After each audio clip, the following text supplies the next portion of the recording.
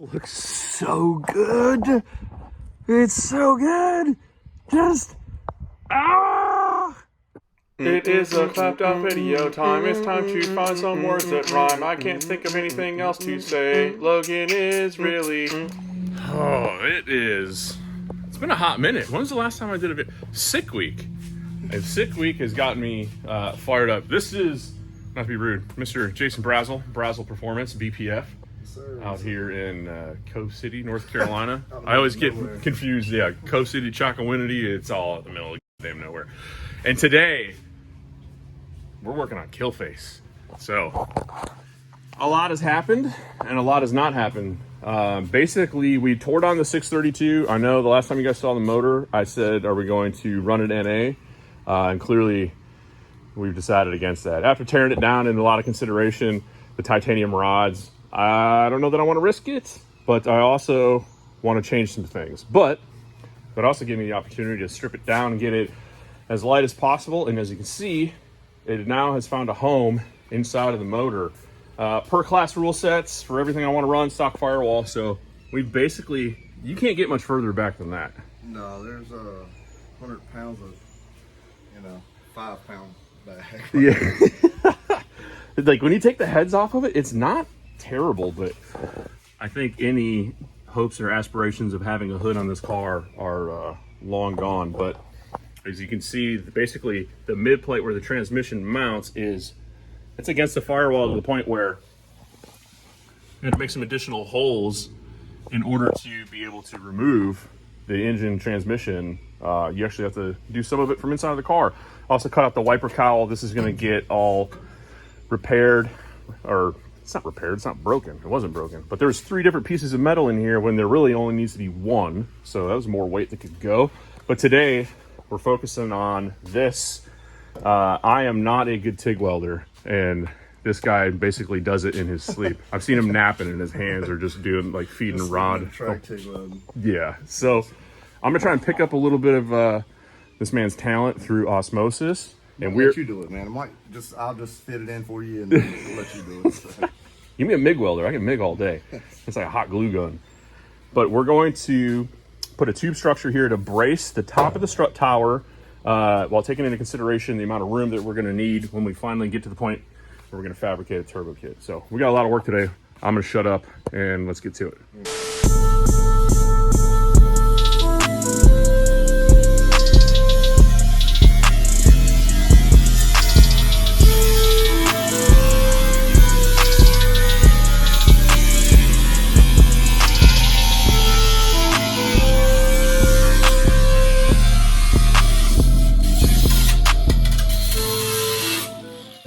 You know, safety third, we always say around here at Brazel Performance. I used to be a safety specialist. Used to? Yeah. Clearly that was revoked.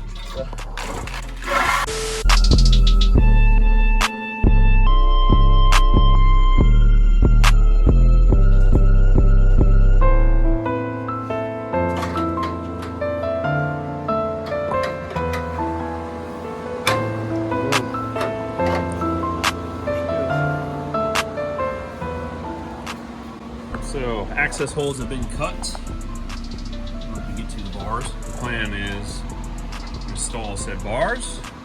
We tuck them underneath the strut towers, retain as much clearance as possible. Then we're going to come in here, plate this, plate that after, and then refill the hole. I'm going to continue to fill my big block with metal shavings. But we got a bunch of machine work to do on this, so there's gonna be a lot more metal shavings created, so that's why we're not worrying about that.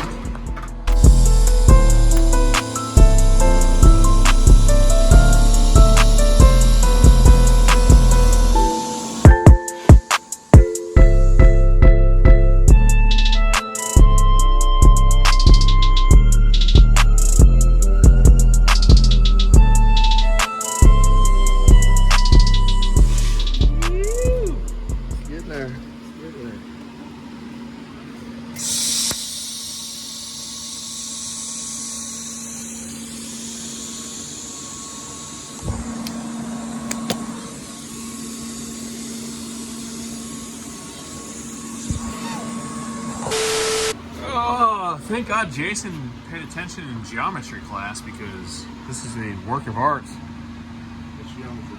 Huh? It's geometry. Shapes and stuff. Oh, okay. I'm sorry. Square peg, Yeah. round hole. You're big into pegging, right? Yeah. Wait, what? No, that's a different. Sorry, it's a different video. Look at all that separation in the back. What do you think about that?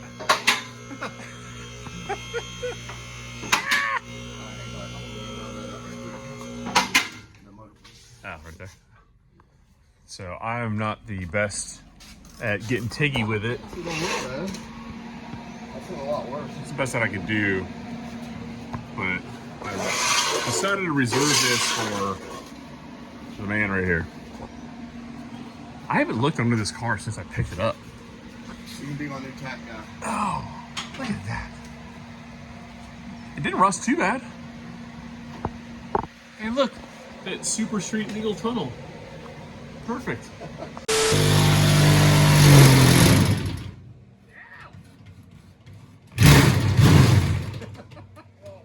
My favorite part. He's in there for the long haul. Yeah. All right, well, while Mr. Brazel fights over there with that. Good luck, buddy. This is what he's cutting out in order to install. These are quick disconnects, basically for tubes. So tube goes here on this side, tube goes here on this side, couple Allen heads, and then combine that with this, and all of a sudden, we have a transmission cross member.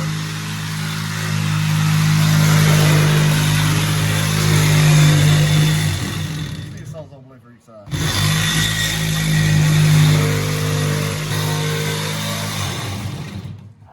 There you go.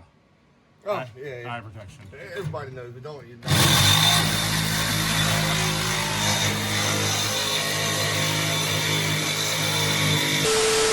All right, we are here, day 2. I'm going to continue to talk because this man's got Jelly Roll blaring over here, and I don't want to get a copyright infringement. Shout out to Jelly Roll. Your new album's fire. I'm just kidding. I don't listen to Jelly Roll. Not that there's anything wrong with Jelly Roll. If you like Jelly Roll. What was the song before that? It was Nickelback, right? You're a big Nickelback fan over here, guys. What's going on? Yeah, Nickelback. Next up is Avril Lavigne, but what we're really here to talk about is I had to break out of here a little bit early yesterday, and in my absence, Mr. Brazel finished up what we're doing. Transmission mount is made. I have checked the alignment on the angles, and the motor is, yeah, she's up in there. What did we say? Was it like 11.5-inch crank center line to the ground? Yeah. Roughly? Yeah, I think it's 11 and a quarter, actually. 11 and a quarter, which for, what do you, perfect. For a big block? Yes, spot on. That's pretty good. So we also did a thing last night where we drew a piece of string off of this to this bar, which is essentially in plane with all these other bars. So your number 1 bar, as a lot of people call it, is this bar. So everything is built off the number 1. Your main hoop and everything goes up. So from here, everything has about, what do we say, like 1/2 inch of clearance?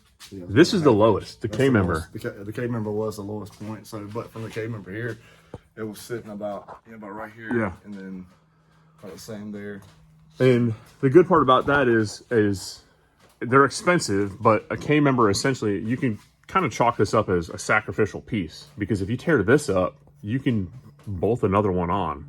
When you tear up other stuff, obviously, then you have to do some repairs on the car, but 6 bolts in this whole K member can be replaced.